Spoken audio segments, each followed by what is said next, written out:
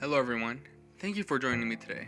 Before we get started, did you know that Edgar Allan Poe was a naturally morbid person?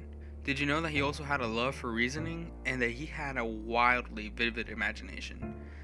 And all of that greatly influenced the success of his writings. So without further ado, let's dive into an analysis of Edgar Allan Poe and his writings under the cover of darkness. Throughout this video, I will cover the thesis, I'll briefly talk about Edgar Allan Poe's life, his nature as an individual, and examples of his nature affecting his writings, and then we'll reach a conclusion. So let's begin. Edgar Allan Poe is often credited for being the father of Gothic literature. His writings are full of suspense and terror, and I believe that Poe's compelling stories were driven by a combination of his past, his over-analytical nature, and his natural morbidity. To begin, let's talk about Edgar Allan Poe's life. Poe never really got the opportunity to meet his parents. Edgar Allan Poe's father left the family when Poe was an infant, and unfortunately, when Poe was 3 years old, his mother died of tuberculosis at the early age of 24. Following the death of his mother, Poe was separated from his siblings and fostered by John and Frances Allan. As a wealthy business owner, John wanted Poe to take over the family tobacco business, and as a creative writer, Poe wanted to pursue an education and a career in writing. Frances Allan, on the other hand, was a sweet and loving mother figure for Poe.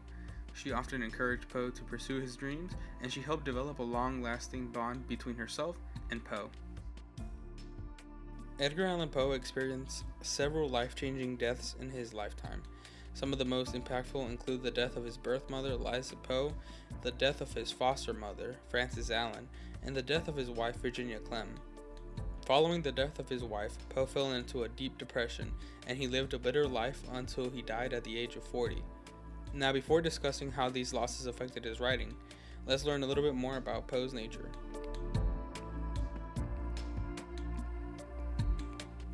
An analysis of Poe's life by Udell claims that a combination of logic and morbidity was a natural part of Poe that guided his successful writings. To put Poe's dark nature into perspective, Udell points out, "We know that even from his boyhood, Poe was so morbid that he used to go at night to the graveyard and sit near the grave of one of his beloved friends." So for just a second, let's keep Poe's morbidity in mind, and let's talk a little bit more about his logic and reasoning. Poe had an over-analytical nature. In 1902, James Harrison wrote a biography on Edgar Allan Poe.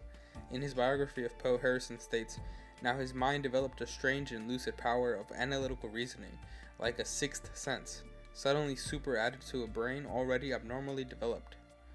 If we take into consideration Poe's morbidity and combine it with a passion for details, we can begin to understand Poe's success in writing, but we are still missing one important element, and that's his vivid imagery.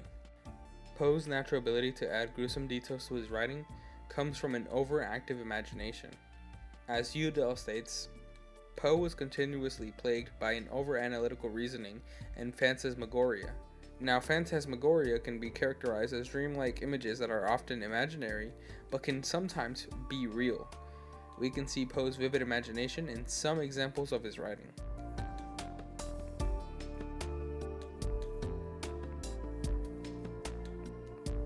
So let's stop for just a moment and combine all the things that we know about Poe's nature so far. We know that as a boy, Poe was naturally morbid, and we know that he had a keen sense for small details. And lastly, we know that Poe was plagued with an overactive imagination that changed the way he perceived life. If we take only his nature into account, we can see it manifest itself in his writings when we analyze some of his most famous short stories, such as The Fall of the House of Usher and The Telltale Heart. In The Fall of the House of Usher, for example, we can see Poe's morbidity and his love for details as the narrator observes the obsession and paranoia that Roderick has towards the death of his sister. Once more, we can see Poe's vivid imagination, keen sense of details, and his morbidity in the way that the narrator from The Telltale Heart obsesses over the eye of the old man to the point of killing, dismembering, and hiding all traces of the old man's body. And lastly, in Annabel Lee, we can see how the death of Poe's wife Virginia Clem affects the way he wrote about Annabel Lee.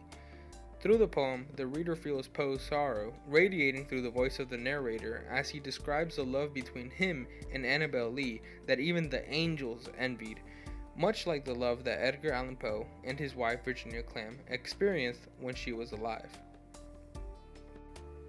If it wasn't for the losses that Poe experienced, or the composition of his nature, Poe would have never been as successful as he was. As we all know, Edgar Allan Poe lived a hard life.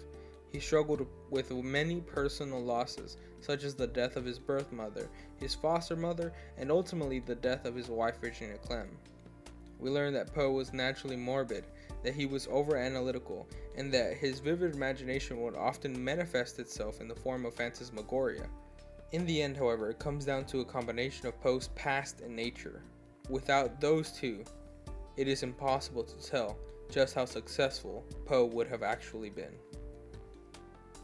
If you would like to learn more about Edgar Allan Poe, I highly recommend checking out these sources. Thank you for staying with me. See you next time.